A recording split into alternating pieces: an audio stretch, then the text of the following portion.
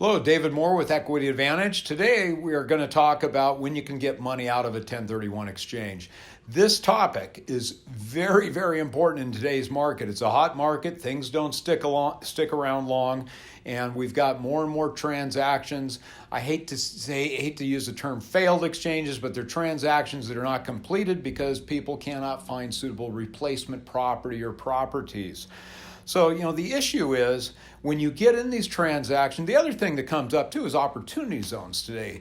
And you'll say, well, gee, a 1031 has 180 days, an opportunity zone. The OZ's got a 180-day horizon to get into also. And some people are saying, well, hey, if you can't complete the exchange, just throw the money in the opportunity zone. Well, you better do that before that 45th day. So when you get into the exchange, as everybody knows, you've got 45 days to identify a replacement property or properties. There's a whole, there's 3 different ID rules.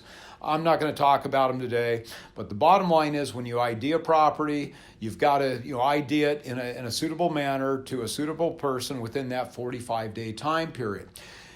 I'm going to tell you, in today's world, that 45th day is critical. You're either totally committed to completing the exchange come that 45th day, or I would recommend that you kill the transaction.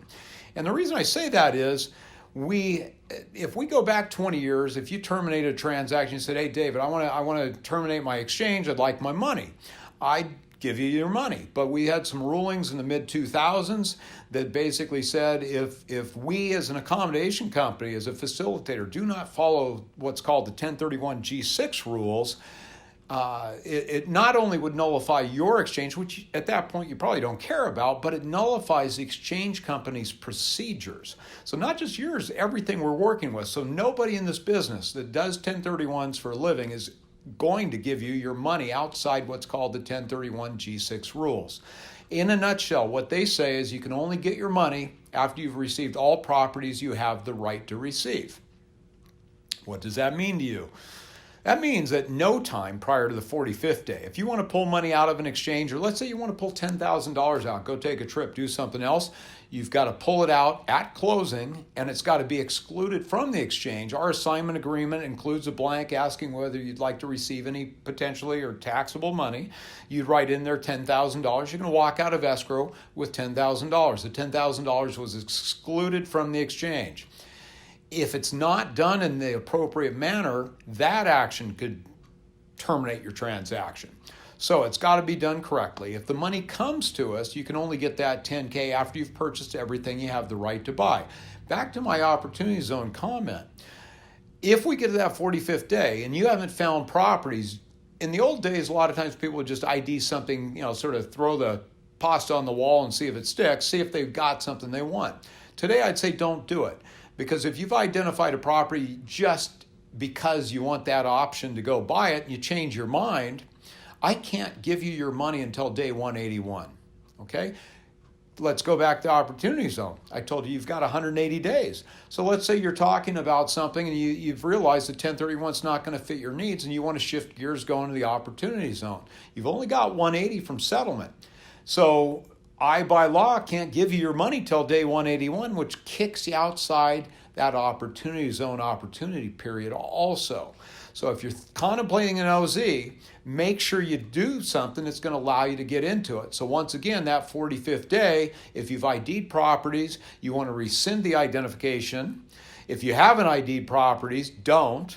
And then you'll be entitled to that money on day 46, and you can roll it into the opportunity zone. Think about this also. We've had a number of transactions recently with people that are, upset because they didn't work in these situations. And we put this out. We put the 1031 G6 rules in every ID packet we send, which goes to every taxpayer we work with. We explain this.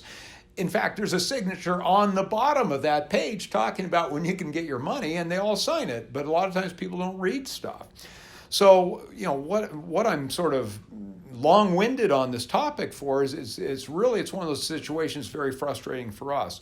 So if you get to that timeline, imagine if you identified a property just because. Now you're on day 60 and you've said, that thing, I don't want it, okay? But I found this other property I really want. Your broker's worked hard to get it tied up, and you think, hey, Equity Advantage is just going to be able to send you the money for this other property. We can't. We can't by law. So you found another property. You didn't rescind your identification. We've got something ID'd there. Even if that property is sold, by the way, it doesn't mean it's not acquirable. It's still something that's there. The government's going to look at it and say, hey, just because somebody else bought it.